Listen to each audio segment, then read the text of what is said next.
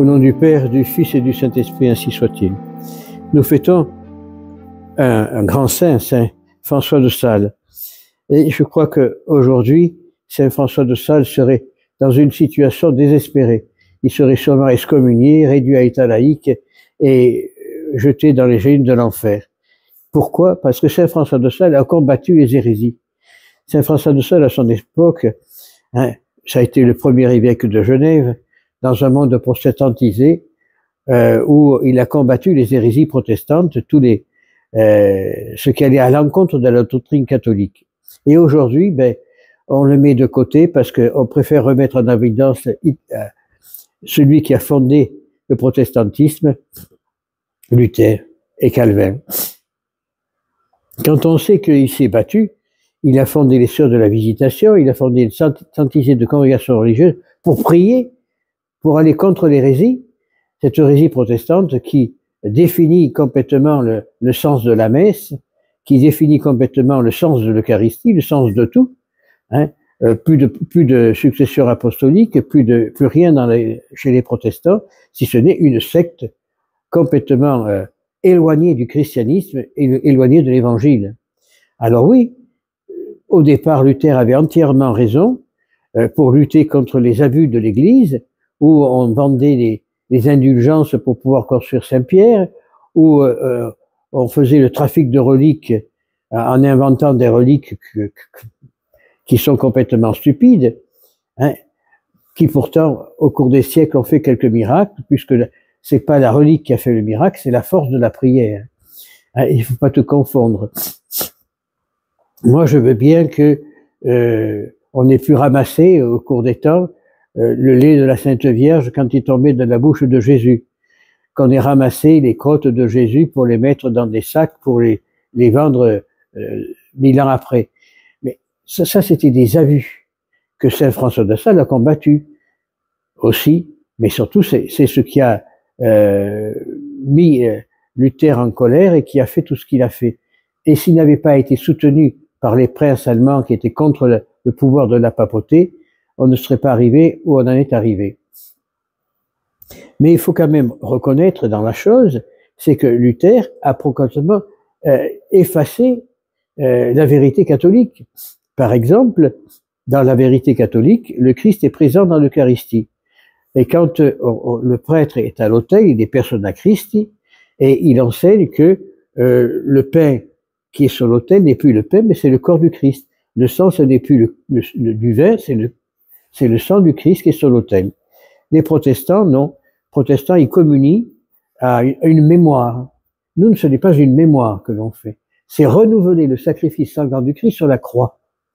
Et chaque fois que le prêtre dit la vraie messe, pas la messe protestante de Paul VI d'aujourd'hui, puisque malheureusement, on a donné raison à Luther et on a tout transformé la messe.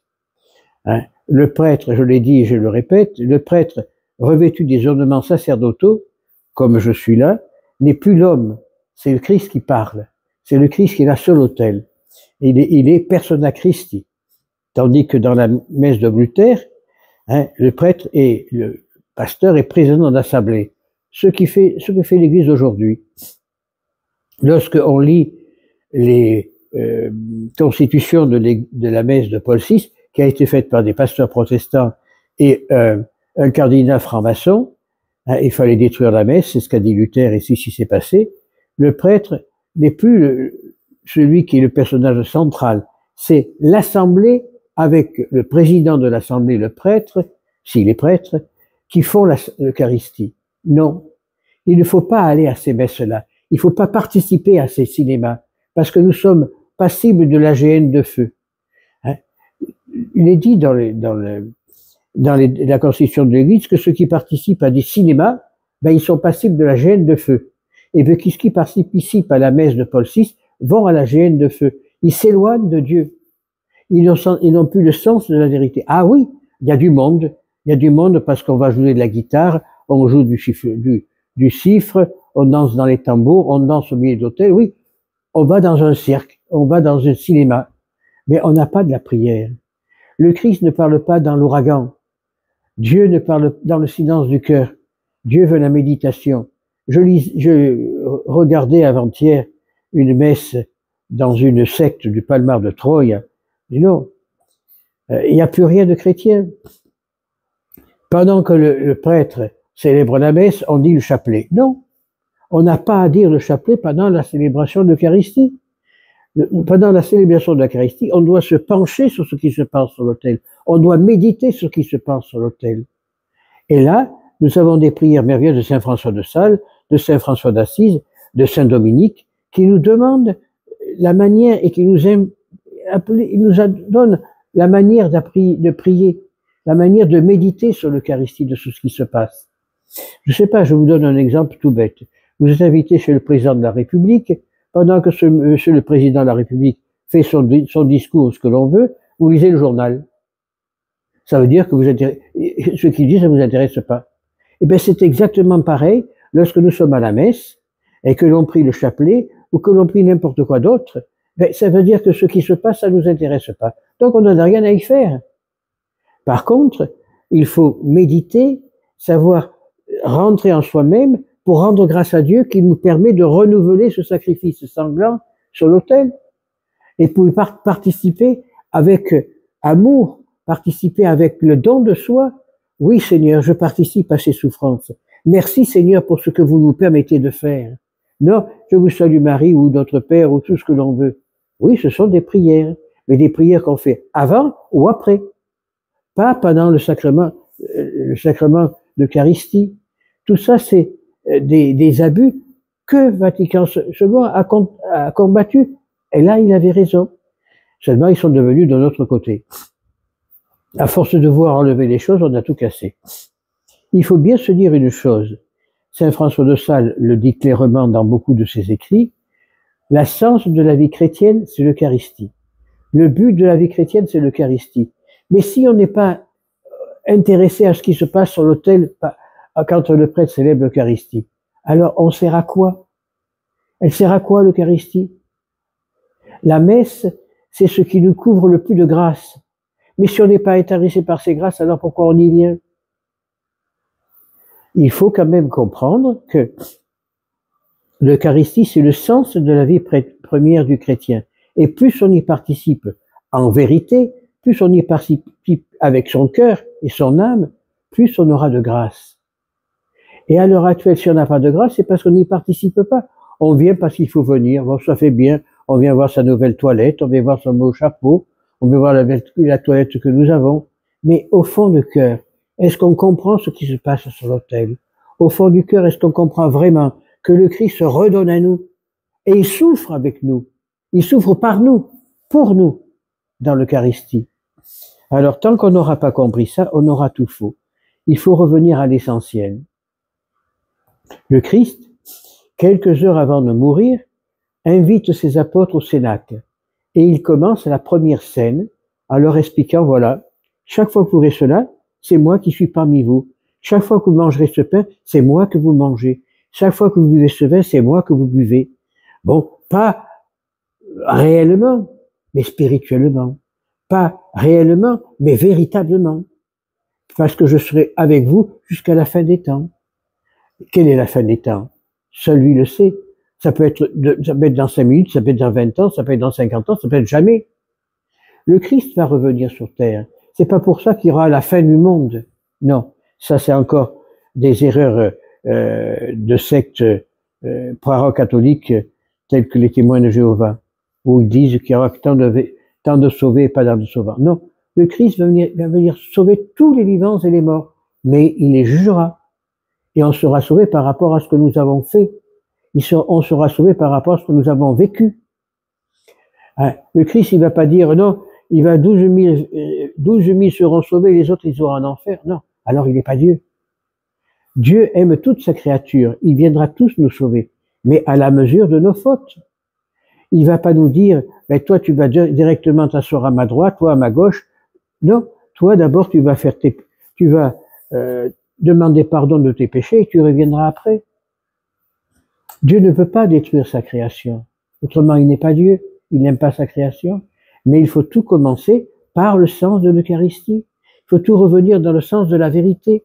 Hein? Si nous ne sommes pas capables de participer à l'Eucharistie, si nous ne sommes pas capables de comprendre ce que signifie l'Eucharistie, alors, qu'est-ce que nous sommes comme chrétiens? On l'apprend aux petits-enfants au catéchisme. Ils l'ont bien vite oublié, parce que le monde actuel leur empêche de comprendre la vérité des choses. Avant, nous avions le catéchisme, on essayait d'enseigner aux enfants la vérité, mais maintenant, ils ont le sport, qui leur enseigne quoi? À se battre. Qui leur enseigne ce quoi? À haïr un entre les autres.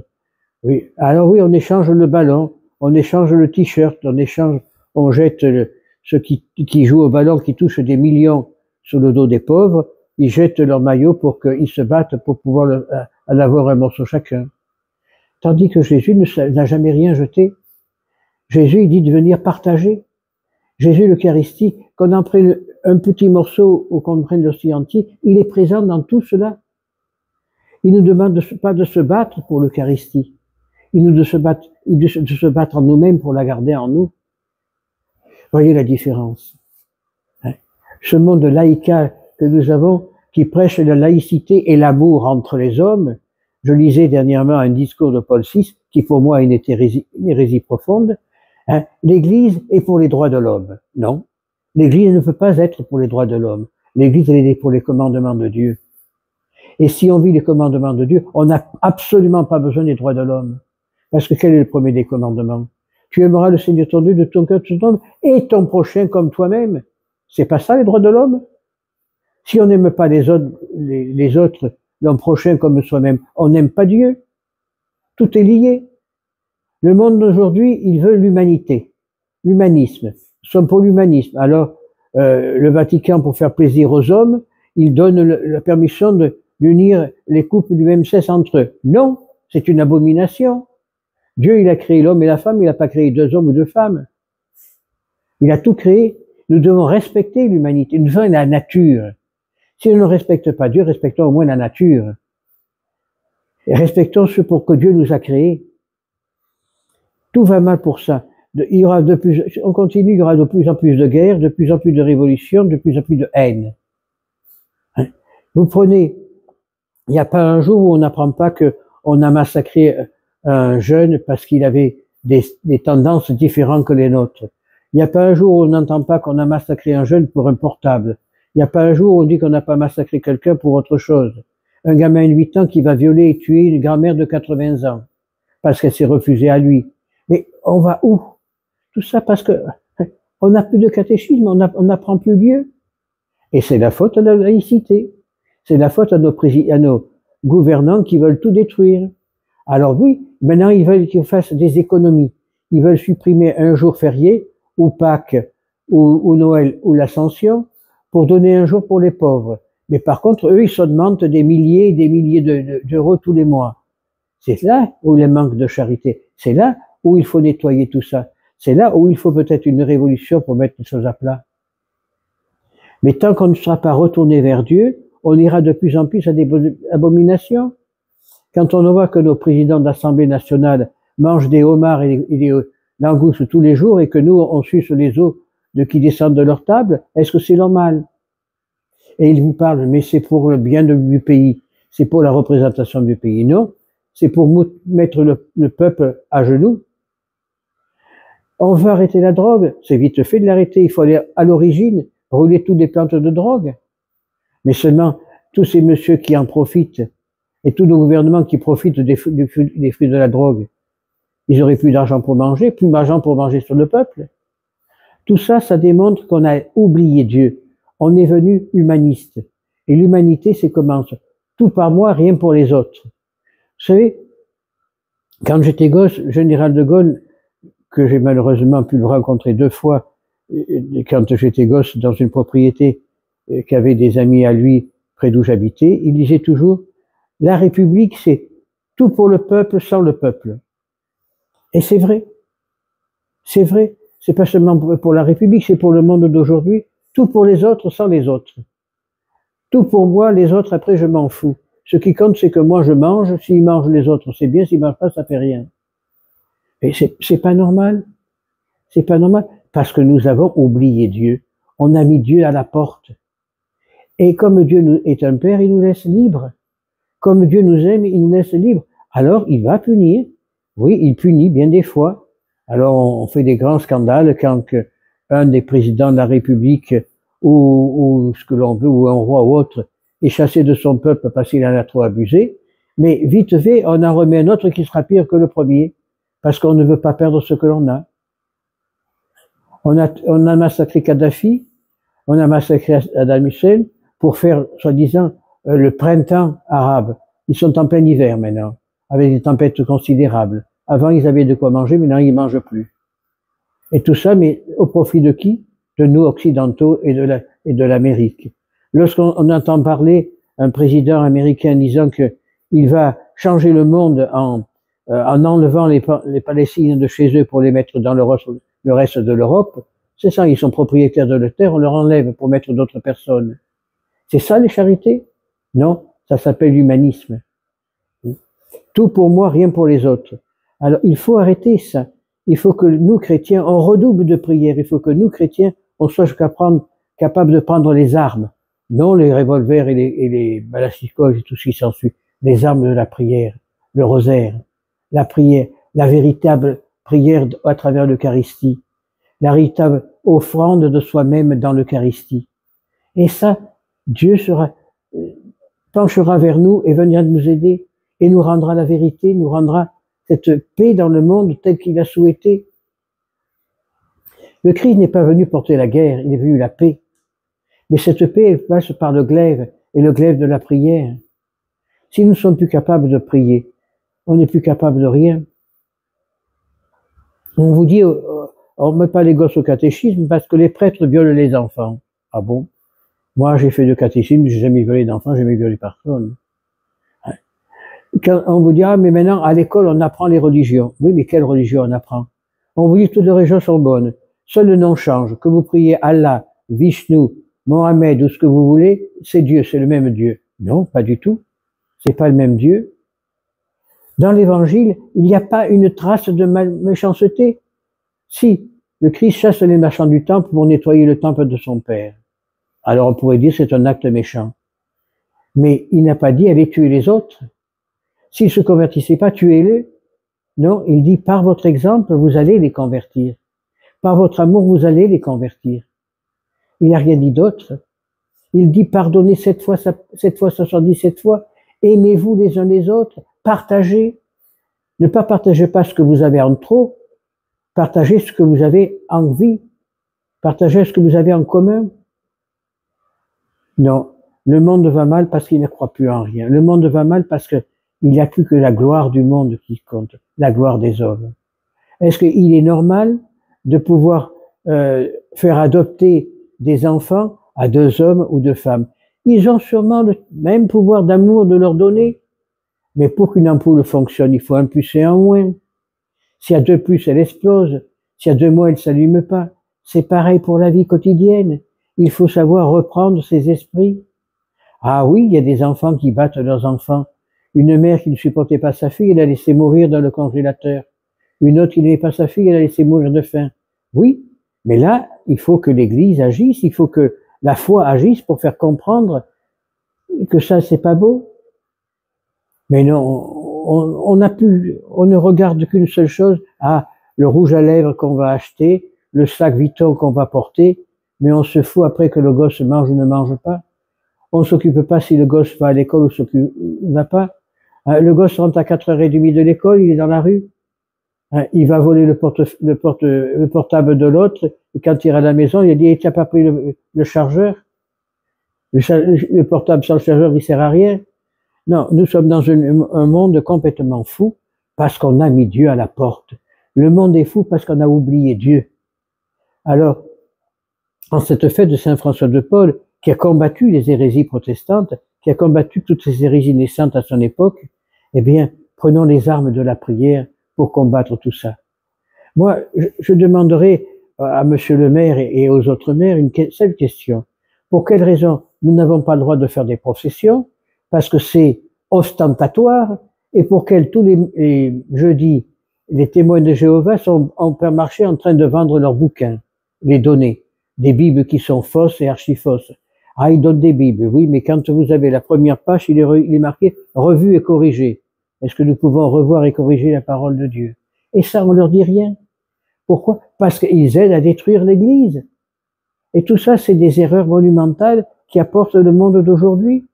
Alors non, prenons les armes de la prière, prenons les armes pour proclamer la vérité. Les témoins de Jéhovah n'ont rien à faire à donner leur Bible au marché, dans tous les marchés, aux arrêts de bus, parce qu'ils sont ostentatoires. Par contre, nous, on n'a pas le droit de porter une croix parce qu'on gêne nos voisins protestants ou nos voisins musulmans. Tandis que eux, ils portent le Coran, ils le donnent aux autres. Non, il faut absolument qu'on revienne à la vérité. Moi, je n'ai rien contre la République, je n'ai rien contre le roi, je n'ai rien contre personne. Je suis pour le royaume de Dieu. Et pour le royaume de Dieu, il faut la vérité. Et il ne faut pas avoir peur de combattre pour le royaume de Dieu. Et là, celui qui combattra jusqu'au bout sera sauvé, parce que nous aurons revêtu le casque du salut et l'épée de la justice.